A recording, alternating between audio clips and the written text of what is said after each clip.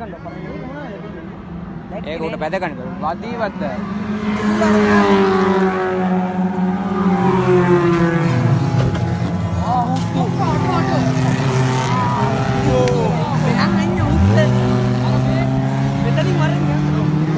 Kata unga ba?